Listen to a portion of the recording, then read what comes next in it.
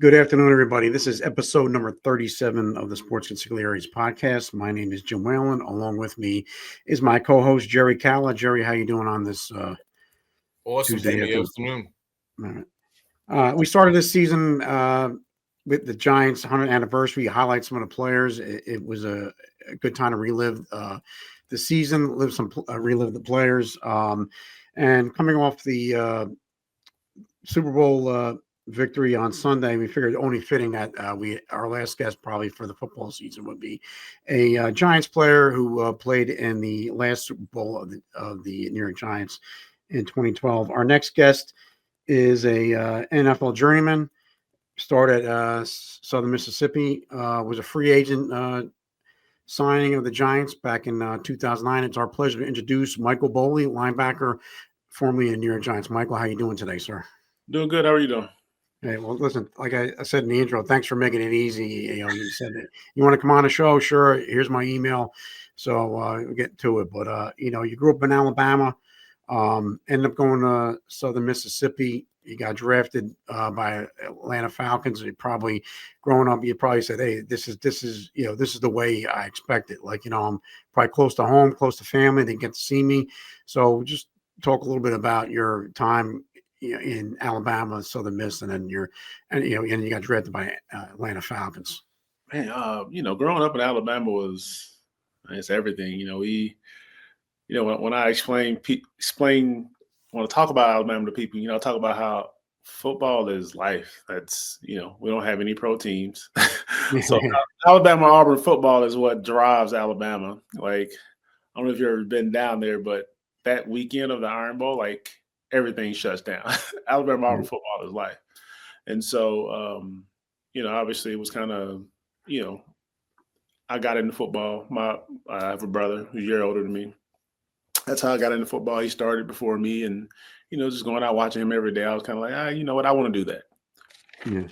Yeah. One thing led to another. I ended up, I moved up to Northern Alabama, went to high school up close to Athens, kind of where Phillip Rivers is from. Okay. I went to the county school. He went to the city school. But no, I didn't get a lot of offers out of high school. I had to choose between Alabama A&M and Southern Miss. Alabama A&M was kind of close to home, probably less than 30 minutes away. But I kind of wanted to get away. I had a cousin who was actually on my dad's side, who was actually at the time the defensive backs coach at Southern. So that's who kind of reached out and started recruiting me, and I ended up, I kind of wanted to get away from home. So that's how I ended up at Southern. And you touched on being in Atlanta. Atlanta was, it was great being drafted there. I had a roommate from my junior year of college. He actually got drafted by Atlanta the year before I did. So I actually had a chance to go up there for about a year to kind of, actually seeing the team up close in person, actually playing, and was kind of shocked when they drafted. Well, I ain't gonna say shocked when they drafted me. The special teams coach at the time, Joe DeCamillis. Funny story. He actually flew down to Hattiesburg to. Well, it's kind of hard to get into Hattiesburg, Mississippi, but he flew into Gulfport, drove up to Hattiesburg, and literally sat with me for probably 30 minutes, and then flew back. This was post combine and pro day. Just kind of want to, come up and just kind of talk to see kind of where my headspace was. And big shout out to him. He kind of told me a couple of years after they drafted me that, he really wanted me, whether it was,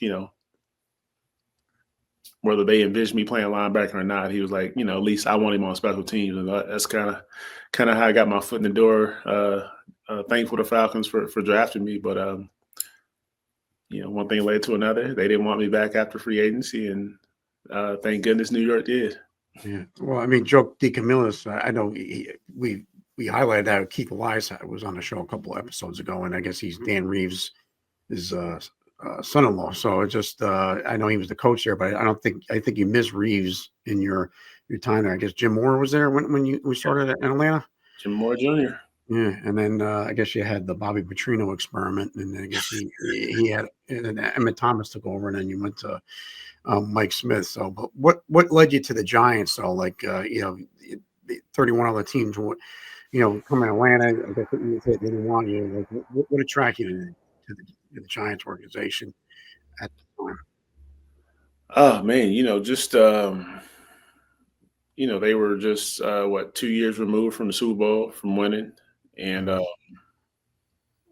you know, let's just be honest, I didn't have much success in Atlanta. Mhm. First 3 years in the NFL, didn't make the playoffs. Um, we finally did. It was Mike Smith's first year as head coach.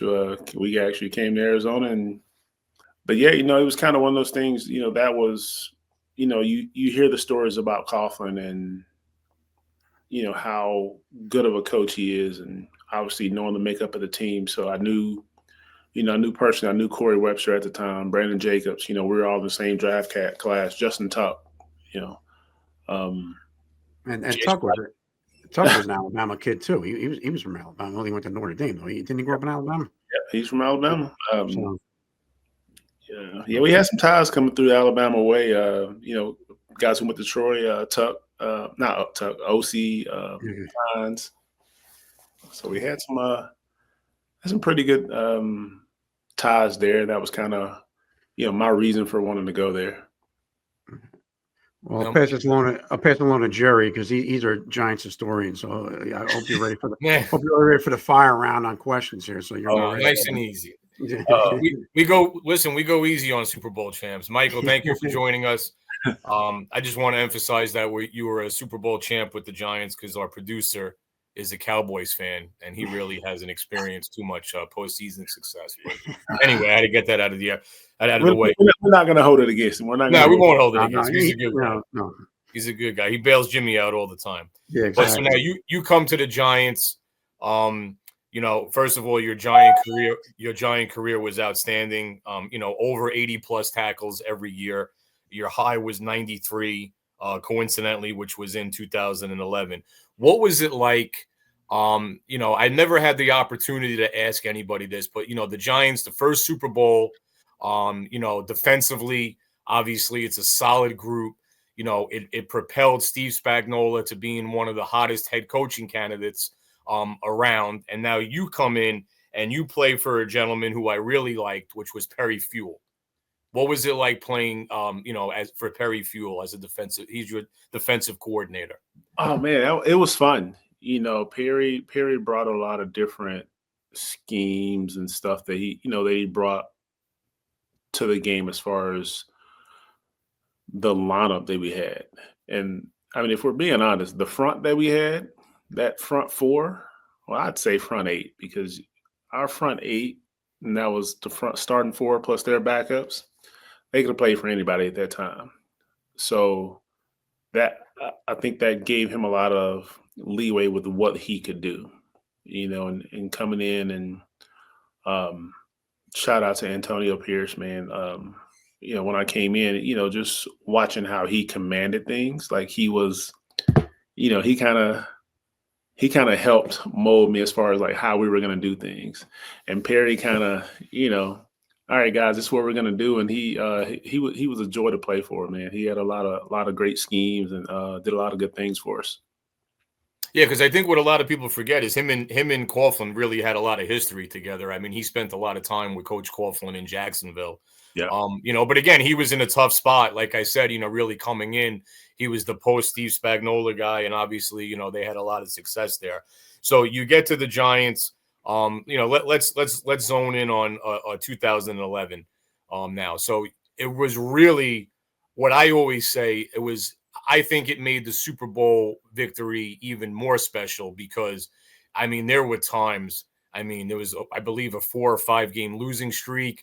2011 was really, really, really a bumpy ride. Yeah. When did you guys, I don't want to say lock in. Obviously, you're a professional athlete. You're locked in for the playoffs. But, when did you really say, you know what, maybe we can really do something special? Well, I don't know if you've heard the story. So before that Jets game, we had a meeting, and it was I remember Deion Grant getting up in the meeting, and him and and Terrell, they kind of spoke to the point of, I know the coaches are in here, but he's like, I want to say, we want to say something as players. He was like, pretty much as a team, we're like, this is about us, regardless of what the coaches tell us, what kind of schemes they give us, all that. It's up to us as far as like how bad we want it. And so that's kind of at that point, it was kind of it's where you hear the all in thing came in with us. There's no more excuses. We're laying everything on the table. And for us as players, like we knew it then, like, all right, if we can only go as far as we want to go, as far as like putting the effort in, making sure we do what we need to do, and everything else will have to, work itself out. Yeah, I mean that like you referenced the Jet victory. I mean, the Jet victory obviously was very critical. It was on Christmas Eve, but that was also coming off the second, which I thought was one of the worst losses of the year. That was coming off your second defeat to the Redskins, who are now the Commanders. Stay politically correct, but I mean that Jet victory, everybody remembers Victor Cruz, but I think besides you guys kind of riding the ship and gaining momentum, there was that really sunk the Jets season as well, because at that time, Rex was talking a lot. The Jets were kind of, still in a playoff run. Him and Brandon Jacobs with the exchange after the game, I mean, is, was must see TV. But I mean, I think that Redskin loss, I mean, that was a brutal loss. It was the second time you lost to them. Now you're 500 going into the Jets. You beat the Jets, you beat the Cowboys, and I can't believe I'm going to say this. It leads into, one of the few victory. Well, I think it's the only victory still, if I'm not mistaken, at home in MetLife Stadium for the Giants in the postseason. Yeah, which was very, very scary. But I mean, again, that game. So now we're moving on from the Jets, like you referenced. We're going into the Falcon, the first round of the playoffs. That game, you just dominated them defensively, and they were held to 2 points. Can you talk about playing your ex-teammates, in the wild card? I mean, you just mentioned it. For me, playing against my former team, for me that was big. And it's I didn't really. I don't know if I've shared this story, but not a lot. So I didn't have the most, I don't know how to say it. So I didn't have the greatest leaving with Atlanta. There were some things that led up, before my last season in Atlanta, and then some things that happened during my last season there that just didn't sit right with me as a person. And so me, not re-signing there was, that was kind of, I saw that coming a long way away. Like I kind of knew probably halfway through my last year there that I wouldn't be back, which is kind of hard. You as a lot of guys, I'm sure, they get drafted somewhere, and especially if a place they're comfortable with, they hope to be there. So for me at the time, I had hoped that, like, after like my first year or so, I had hopes of being in Atlanta, for my whole career. I know, see guys like Keith Brook. I love Keith. Keith was a long time. He's a Georgia native. He went to Georgia Tech, spent years in Atlanta. And, I wanted to be one of those guys who was close to home, who put a lot of time and work into the city, and spare the details. It just didn't work out. And so I had a lot of animosity toward Atlanta. So we played them my first year in New York in 2009, actually. And then we ended up, and so playing them again in the playoffs, that was a big game for us. I felt like our confidence level going into that game was through the roof. Like we knew going against them that there was nothing that they could do on the offensive side of the ball that we couldn't match up with. And so, going to that game and starting off with our front four, they really got after them. And started out a little slow, but we got that ball rolling in that game and came out with a big win. And then your next game, you go up to Green Bay, and I think was Green Bay coming off their Super Bowl? Was that your Super Bowl were they the defending Super Bowl champs that year? But you still had Rodgers. You still playing in Green Bay, Lambeau Field. Aaron Rodgers. They still had the stigma. So and that was a highly contested game too. You remember too much about that game too? Going forward with in Green Bay. Oh man, that was one of those games. It was for me. I mean, it was. You see the story, you see the legends of people playing, Green Bay playing in the snow in December. You look back, through the years of Brett Favre back when he was there in those playoff games that he was in, and obviously the Giants, when they went up there in 07, well, beginning of 08 rather, 07 season, them going up there getting a win. So it was having guys on the team from 07 to then. God, they knew how that atmosphere was. And man, for us to come out and knew the things we did on defense, we actually did a great job. Perry, you mentioned Perry put a great scheme together to kind of minimize the thing that Rodgers could do. He was really, obviously he's got a strong arm, but he was really good with his feet, extending plays, and we did a good job of containing him, trying to keep him using our front and both, the linebacking core to kind of keep him in the pocket to kind of minimize what he could do. And we did a good job of that. I mean, again, it's a brutal environment to play in. I mean, that, like you said, the last time when they beat them in the NFC Championship, I mean, that kind of defined Lawrence Tynes' career there. But I mean, now you're off, huge win in Green Bay. Again, you were an underdog in Green Bay. Now you go out to San Francisco, just like the previous Super Bowl run. I don't think anybody had you guys winning that game, out there. And, that's one game. Physicality, I think, takes a whole new meaning, particularly, and everybody says this. If there was any doubt about Eli Manning's toughness, it was definitely, put to rest that game, because he took an absolute beating. Yeah, he got killed. Teammate after teammate of yours has said, they didn't think he was ever going to get up. I mean, and that was, I thought that was one of the most physical games, during that time and in quite some time that the Giants were in, which at the time was a testament to Coach Harbaugh, because let's call it what it is. West Coast teams aren't really known to match physicality with East Coast teams, and the 49er team, was very, very physical. What were your thoughts going into that game, and how did you see things shaking out from the defensive point of view? Well, we knew going into that game it was going to be a real physical game. We knew going into the week, Coughlin let us know straight up that this game is going to be one of the trenches. Who's going to be the more physical and dominant team?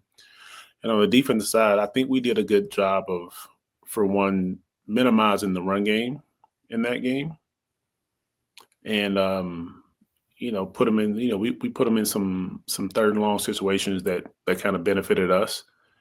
And obviously, as you know, got late in that game, and that punt kind of because it was such a back and forth game. It was so close, and that punt just kind of that muff punt by then that really helped us out a lot. And man, that kind of it was at that moment like, all right, we got this. No worries. And as you say, you mentioned Tynes, man. You put Tynes on the field. There's he had that clutch gene in him, so we weren't. It was never a doubt.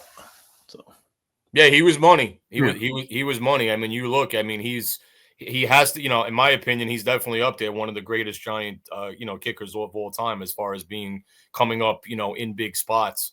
Yeah. But like you said, single-handedly, probably because of Eli's overcoming the physicality, the tone of the game.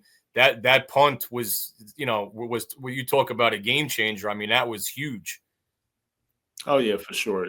And good heads up play as far as because it was kind of a question like, did it touch him? Did it not touch him? And so that was a good head up by Jaquan, actually, making sure he dove on the ball, to kind of throw any doubt to the side. And then moving on to the Super Bowl now, like you had the preparation. Now you're playing the Tom Brady and the Patriots. I mean, history with Belichick with the Giants. So what did kind of Coughlin say during the 2 weeks of preparation for the? Did you and what did Perry Fuel had? Like, how did they? What was the game plan kind of going into that Super Bowl? Well, starting out the week, it was pretty much to kind of minimize the big plays. If you saw what New England was doing throughout the season, it was kind of they were thriving on those big plays. So minimize the big plays, and pretty much we weren't sure. Obviously Grant was coming off of that ankle injury, and so we kind of weren't sure, but we practiced all week as if Gronk was going to be the man. And then, it was going to be who he was. Thought he was going to show up and be ready to go. And we realized early in the game that there was a couple of routes he ran where you could tell he wasn't 100%. Wasn't coming out of his breaks good. And, I recall coming to the sideline and I let coach know, I'm like, Gronk, he's just a decoy. I'm like, some of these routes he's running, like he's just trying to clear out, for some of these other guys. And, but we did a good job. With the lineup they had a lot of high powered, but the thing for us was get pressure up front before, which obviously through that whole run, that was never a problem for us for those guys up front. So use those guys to our advantage.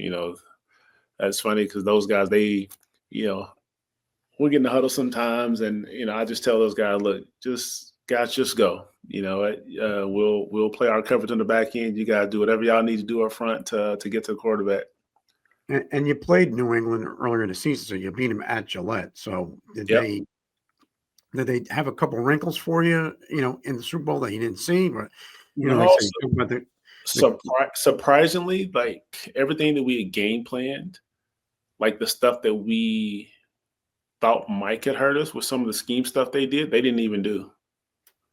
There was a couple things that we were just like, wow, like they're not doing this, they're not running this play, they're not moving, this motion or this formation. So it was kind of I don't know if it was something where they got away from their own game plan, but from the stuff that we had studied throughout the whole week, there was quite a bit of stuff that they didn't throw at us that we thought they would. Yeah, I mean, I think, looking back on that game, there was a few things that New England didn't do. I mean, and the one thing that I'll reference is, because it came out of Coach Belichick's mouth, is they showed zero respect for Mario Manningham. I mean, he's on the sideline, on a mic, and basically saying, let Cruz make plays. I mean, don't worry about Manningham. Let him try to make a play. Worry about Cruz. Worry about Nix. And to me, I think it's one of the greatest postseason catches of all time. I mean, the throw, the catch, I mean, it was unbelievable. I mean, you talk about a sideline that looked deflated after that catch. I mean, it was unbelievable. And I was talking about that with a friend of mine, not to change the subject, but you look at Detroit. Detroit got snake bitten this year, and Buffalo. But Buffalo, if not to knock the tight end down, if he makes that catch, they're in the Super Bowl. Manningham, you talk about the Giants, Tyree making that catch, Manningham making that catch, changed the whole trajectory of the game. Yeah, man, that catch, I still remember it. I remember sitting on the sideline and I'm watching the play on the Jumbotron in real time, and as soon as he caught it, there was never a doubt in my mind. I was like, I remember I turned to the side and I was like, he caught it. It's like, you really think so? Because I know they went to replay. I was like, there's no doubt. I'm like, he caught that. Like everything, every fiber in my body said he caught it. And obviously, they went to look at it, and it was a catch. So that was huge. And like you said, Belichick might have mentioned that later on. But yeah, leaving Mario, that was definitely a mistake on their part.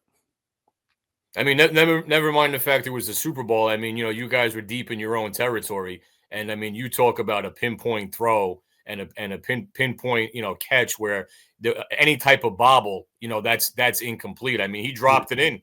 He dropped it in there. But, again, I think that's what makes Obviously you come into the postseason as a wild card. You go on another, the Giants go on another miraculous run. But that 2011 team, if you will, I think what was special about that is that there were so many guys, that made so many big plays that were, the accessory type players. They weren't the stars. That Super Bowl Chase Blackburn. He was on his couch at the beginning of the season. To come back, he wore number 93 when he came back that season. His play in the Super Bowl. You referenced Jaquan Williams. You had Dave Tollefson. You had a lot of workman-like guys, that were reserves that came up huge at some point, during that year. Oh, most definitely. I'm glad you mentioned Chase. Like, I don't think people give Chase enough credit, for him to play as long as he did in the league, and for him to, like you said, he was on his couch. And I remember I think it was right before the Green Bay week. I had pulled my hamstring. I don't remember who we played against, but I remember I pulled my hamstring, and so I missed a week. And as soon as they realized I was out that week, they brought Chase in, and man, like, having Chase back in the building was huge. Chase literally came in like he never left. He came in, and to this day, Chase is one of the smartest guys I've ever played with when it comes to actually football and just knowing the game and putting the time in, to study film and, knowing the ins and outs of not only what we do, but what other offenses was doing. And so it was great to have him back in the building. And like you said, I think his first game back was against Green Bay. I think he had a pick during that game, during the regular season. Yeah. Yep. But no, he's just it was phenomenal. Like you said, Jaquan.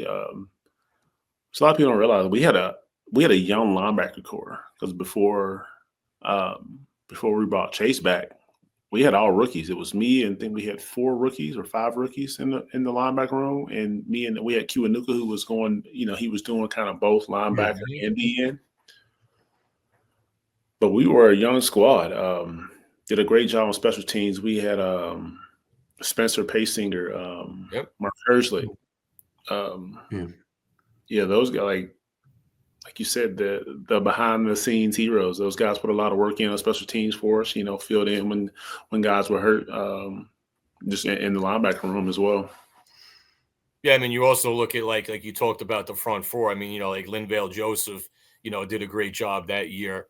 Probably didn't get enough credit, because he had, JPP, Canty and Tuck. I have to mention Canty because now in this area, he's a media sensation. So we got to try to keep good relations with Chris. Me and Canty go back a long way. Coming out of college, me and Canty we actually had the same agent, and so we actually trained here in Arizona together. And so I was I don't know if you guys heard, Canty had his eye busted up right before Combine. And he ended up having to take a train from here to Indy just to attend the Combine because he couldn't fly. And so just knowing what Canty's my guy. So knowing what he went through to going from being, kind of a high pick to going in the 4th round because of what happened with his eye, and then to see him ball out, up there in Baltimore, and then, we signed together around the same time with New York, me, him, and Rocky Bernard, and it was great, like you said. But having those guys, I forgot to mention Rocky in that. No, like you said, that was. Now you mentioned it. Like, I'm thinking about that front that we had. Man, that was crazy. Yeah, that even on the. You talk about like just the defensive roster. Like even a guy like Deion Grant. Deion Grant, doesn't get enough credit on that team. You had Kenny Phillips back there, with them as well. But Deion Grant was a pro's pro. He's back there with Antrell Roll. I don't think he got enough credit either because he was. A professional football player. Like you said, he was a leader. I saw a great interview that they did. It was him, Kenny Phillips, and Antrell Roll together. And again, Deion Grant was a big part of that. But there was so many, so many like blue collar guys that I think what made that run even more special. From being a wild card team, you had guys contribute. The names just keep coming. Rocky Bernard, was another one. Devin Williams, with the pun and Jaquan Williams. It never surprised me that you won in Green Bay. But like I said, that going into San Francisco, I mean, that was an unbelievable win. And then again, you had to feel good going into the Super Bowl because you beat them earlier in the year. And I think, a lot of guys on that team, the New England mystique was kind of rubbed off, if you will, from the last Super Bowl appearance. So, yeah. And to kind of go back a second to kind of touch on what kind of went into that. A lot of people don't realize the sacrifice that Antrell made. Like, we had some injuries early on in the year, and then we had some different moving pieces. But Trell kind of gave up his safety spot to go into that nickel spot. And man, did he balled out for us throughout the rest of that season and that playoff run. Like, and him moving to that spot, and like you said, having Deion back there. And so that was kind of when Kenny Phillips had came back from his injury and being healthy, that kind of freed us up to do a lot of different things. Like I said, and this kind of goes back to Perry and how good he was as a coordinator with what he did for us. He was able to take three good safeties in Trell, Deion, and Kenny, and they were kind of interchangeable. You move those guys around, teams with motion on us, and you don't have to have too many moving parts because each of those guys could do the other thing that each other could do. Yeah. So, yeah, and getting back to Chris Canty, are you kind of surprised that he went into television afterwards? I mean, and also like Linval Joseph. I mean, he played up until I guess a couple of years ago, longevity. I mean, I don't know, he played in the league a long time. So, but are you surprised that Chris Canty's where he is now? Not surprised at all, man. Canty he was great with. Canty's always been great, when it comes to doing interviews and dealing with the media, and so that was kind of. From the time we got to New York, he was big with that. And so that kind of that didn't surprise me at all. That's kind of where the direction he went when he got done. And I'm definitely not surprised at how well he's doing, knowing how hard he works. And then I don't want to take too much of your time, Michael. So I know we're getting to it, but but what's your greatest football memory? As far as coming out of New York. I mean, what's your obviously that top of the mountain is the Super Bowl, but what would you say your greatest, your proudest moment is? Wearing a Giant uniform. Oh man, there's so many. I mean, nothing beats winning the Super Bowl. Just I can't speak for most guys, but I know for the majority of guys, like that's an ultimate goal. And I think for you personally, you had 10 tackles in the Super Bowl, so I mean, not only you were there, you performed on the highest stage. So I mean, I think you led the team in tackles. If I'm not correct No, I mean, no, that's one of those things. It's that was a moment for me that I dreamed about since I was a kid. I started playing football when I was 7, and all through elementary school, I would always dream of make it to the NFL, playing the Super Bowl. I know a lot of guys, they dream about the Pro Bowls and All Pros and all that stuff. Like, for me, winning the Super Bowl, it beats all of that because it's the ultimate team goal because not one person can get it done by themselves. Do you still keep in contact with Coughlin or Perry or any other players that you still keep in contact? I haven't talked to many of the coaches. When we had our reunion a few years ago, it was great to see all the guys. I do keep in touch with Candy. I linked up with his brother. I've been close with Canty and his family since we trained together for the draft. Speaking of Canty, he's a Virginia native, and he went to Virginia. That's where my son, Mikael Boley. So if you guys want watching this upcoming season, he is starting left tackle for the Virginia Cavaliers. Okay, all right. He's in Whoville, right? He's in Whoville. Is that they call it Whoville? The Who's. Yeah, he's that's a great that's a great campus. So Oh yeah, congratulations on that. it's great. Yeah, he's going into his senior season. So hopefully in a few years' time, you guys will be asking him to come on your show and talk about his experience. No, absolutely. But don't be a stranger. But listen, Michael, I appreciate. We always end it with Jerry, but I know Jerry's got 10 more questions for you. But I mean, this is great. But what are you doing now, though? What are you doing to kind of fill your days? Obviously, you're probably. I know you live in Arizona. You're probably flying out to Virginia to watch your son. But what are you doing now to kind of fill your time? Surprisingly, man, I'm nursing school. Oh, good for you. Oh, you're all right. So, yeah, my mom was a nurse for a long time, and kind of, obviously, we don't play ball forever. Sports is just temporary, and it's kind of one of those things that what do you want to do next in life? I kind of went through that phase a couple of years ago, trying to figure out what I want to do next, and I've always loved helping people. I've always loved being at the service of others. And so what better way than I was like, following my mom's footsteps, become a nurse and help people when they need it the most. Well, I married one, so I recommend it's a great career, but we need nurses too. I mean, there's That's for sure. nursing shortage. So, but I'll pass this along to Jerry. But I just want to say, Michael, thank you for your time. Thank you for making this easy for setting up and listen. Thank you for the Super Bowl memories. It was, coming off of this Super Bowl where our star player, won a Super Bowl for our biggest rival. This kind of softens the sting a little bit as far as watching Philly win. But I got a lot of friends in Philly, but I just don't want, it's like your old girlfriend marrying your best friend. But anyway, I'll pass this along to Jerry. You sound like you're speaking from experience on that. Nah, I didn't date much, so that's good.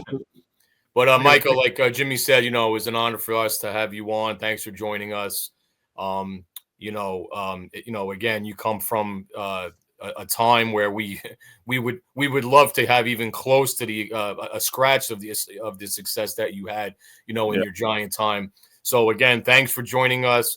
Ladies, gentlemen, Michael Boley, another great Giant linebacker in a very, very, very a position that has a lot of history in the organization. Number 59, Super Bowl champ, Michael Boley. Thanks for having us. Thanks for joining us, Michael. Thanks for joining us, everybody. Thanks for listening. And we'll be in touch, and we'll definitely keep an eye on your son. Yeah, definitely keep an eye on your son. So, all right, man. I appreciate you guys having me on, man. All right. All right. Take care. Have a good one, Michael. Thanks again. Michael. Have a great day. Thank you. Thanks.